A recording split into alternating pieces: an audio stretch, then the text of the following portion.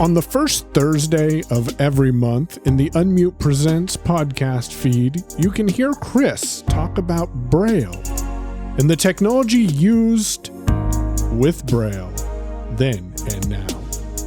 This show's at your fingertips, and you can get it by subscribing to the Unmute Presents podcast feed. Make sure that you're subscribed or head on over to unmute.show to search out old episodes.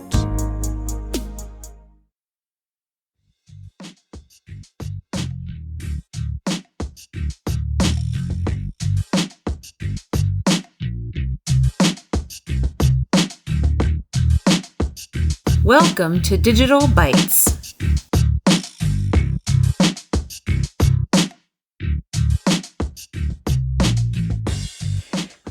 The whole cable caboodle. I bet you have a pile of cables in a drawer or in a bin or on a shelf, and you have a caboodle that is a collection of things. So I know I have lots of collections of cables. And the thing that we wonder about is, does it transfer data or does it just charge, or both?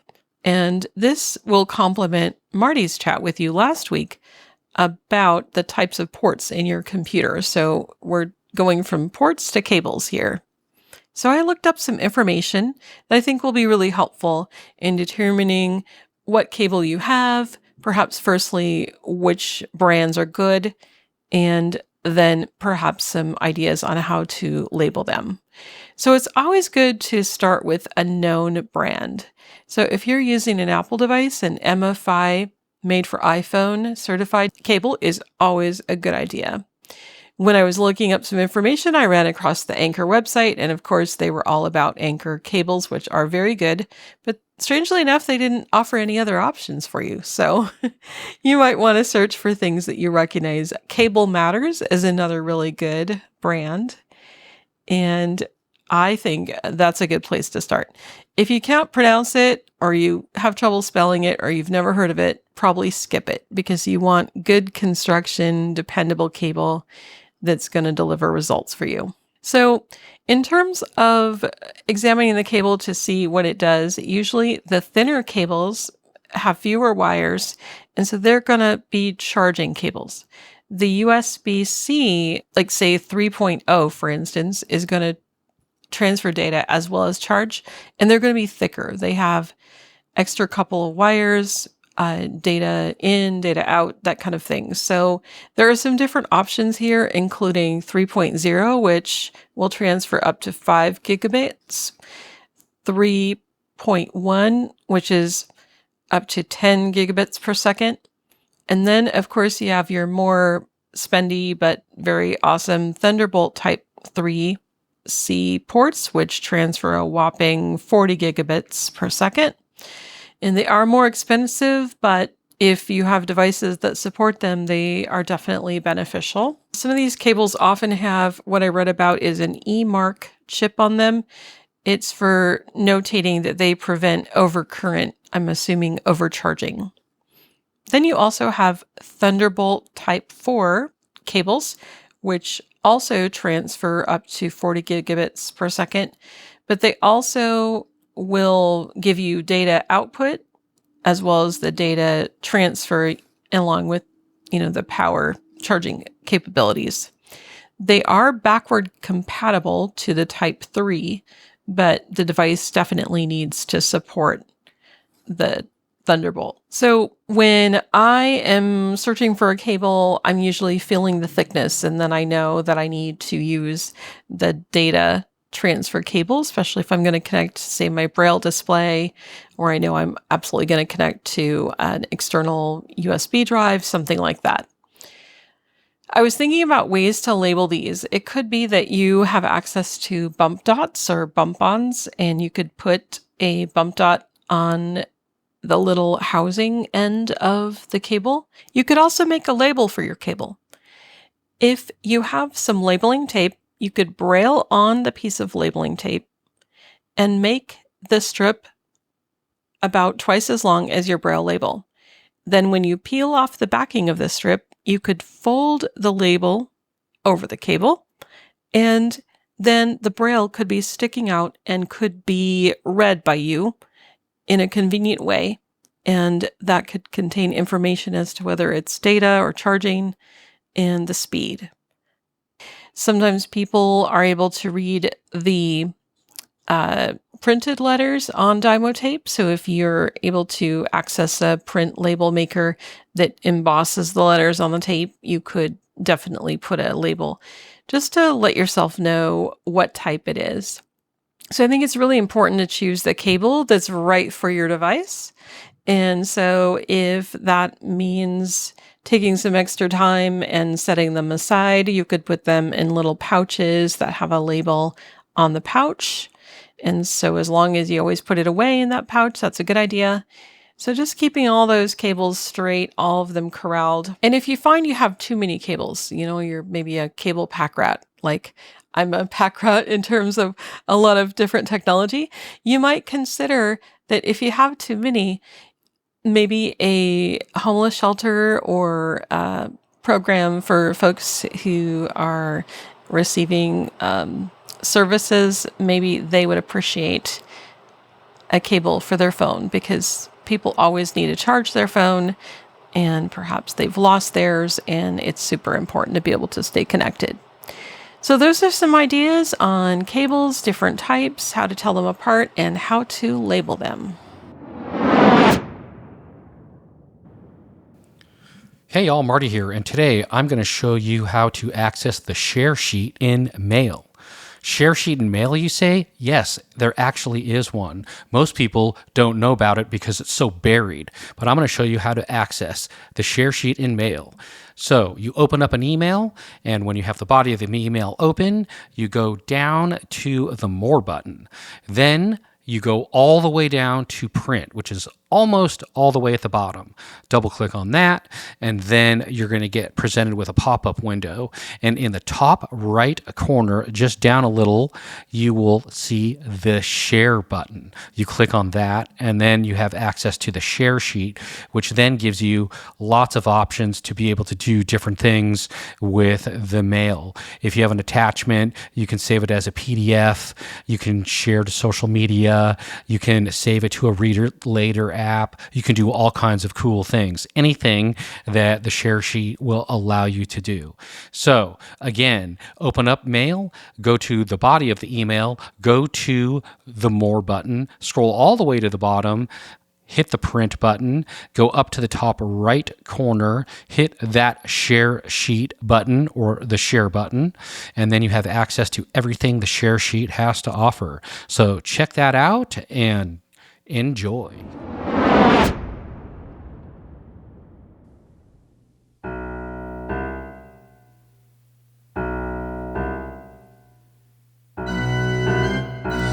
Please help me. It's Jaws.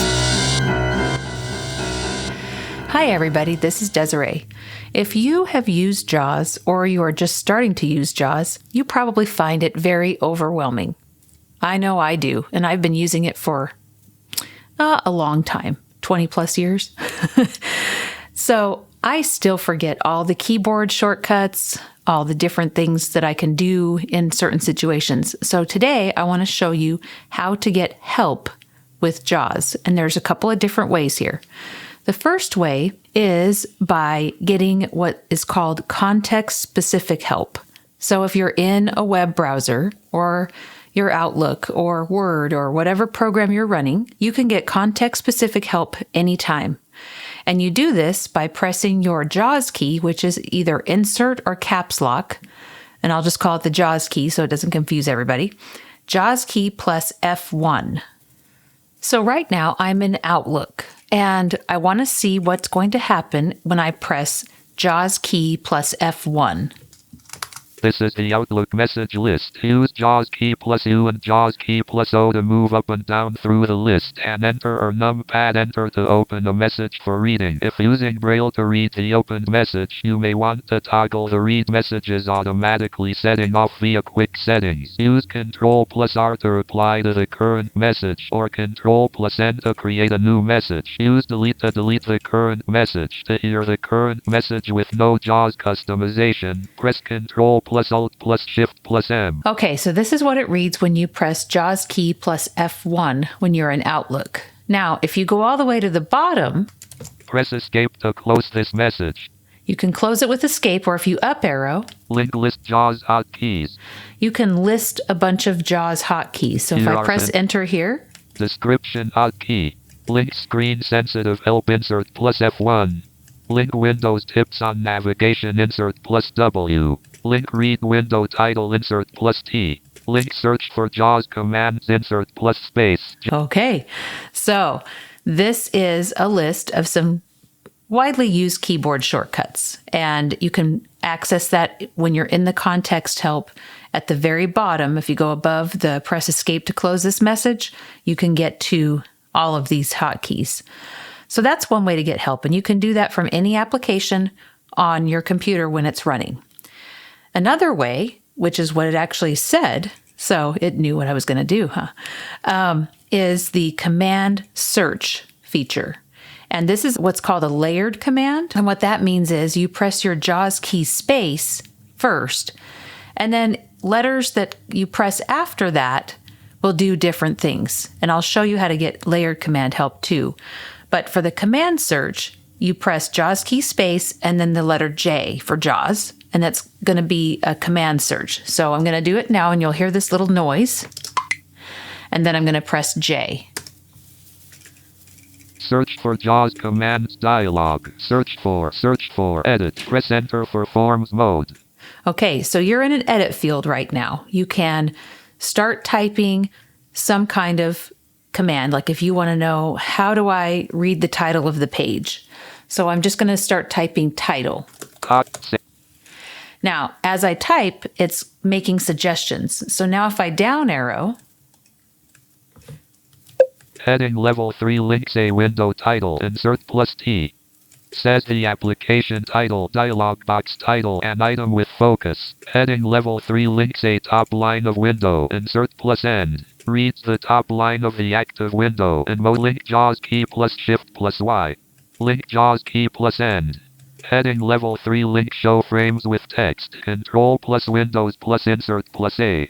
So these are all the results that come up when you search for the word title in the command search, and it's by heading. So I can just press H. Show all frames. Contrapping to top. Say window title and say top line of window. Insert plus end heading level 3 link.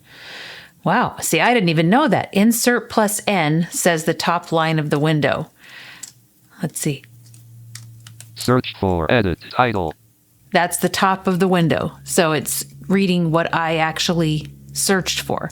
Now, if I do insert or JAWS key plus T. Title is search for JAWS commands restored on display 1. So it reads the title of the window that I'm in. So that's how to use the command search function. And it's a pretty handy feature as well. Now I'm going to press escape to close this window. Inbox Desiree. And I'm back in my Outlook application.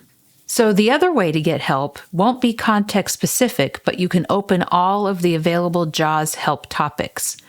And to do that, you would press your JAWS key and then press the F1 twice quickly. So remember, the F1 once will give you context specific help.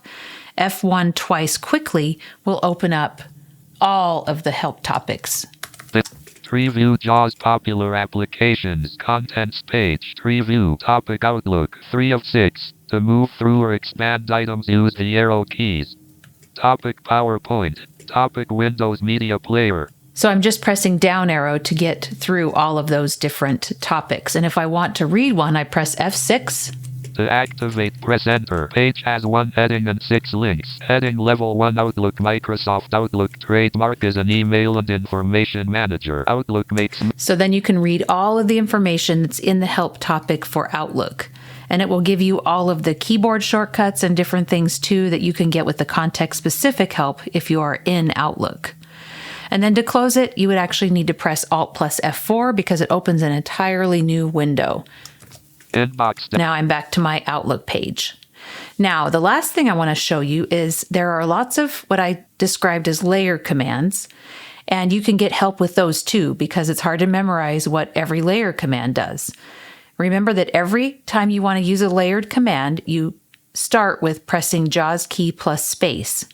If you want help to know what all of these different things do, you would press JAWS key plus space and then the question mark or shift and forward slash.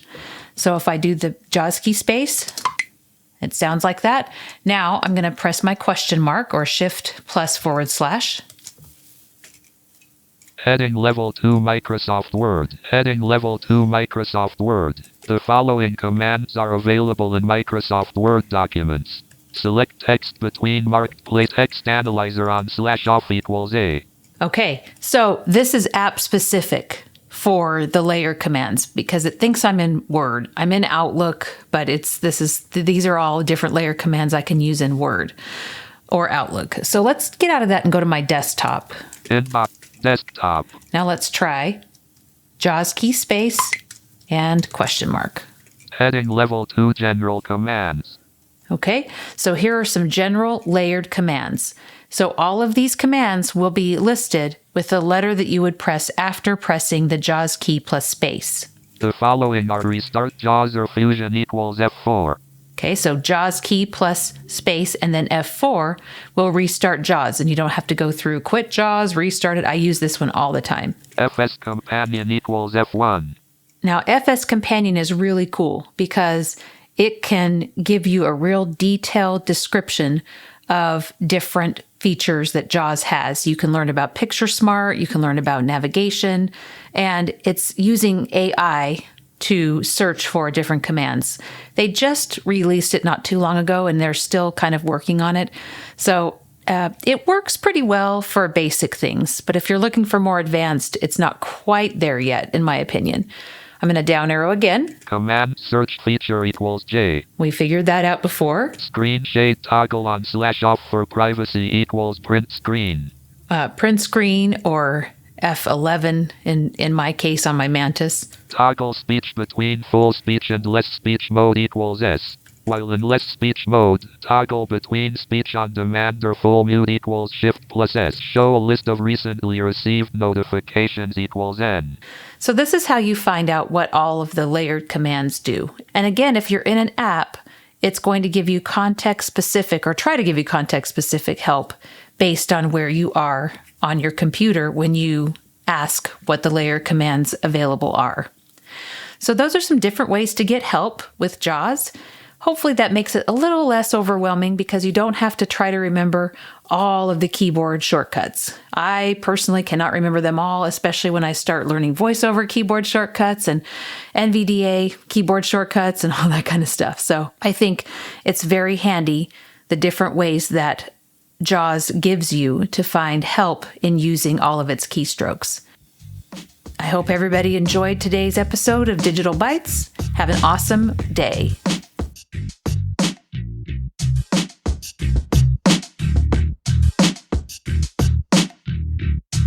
For more, check out unmute.show.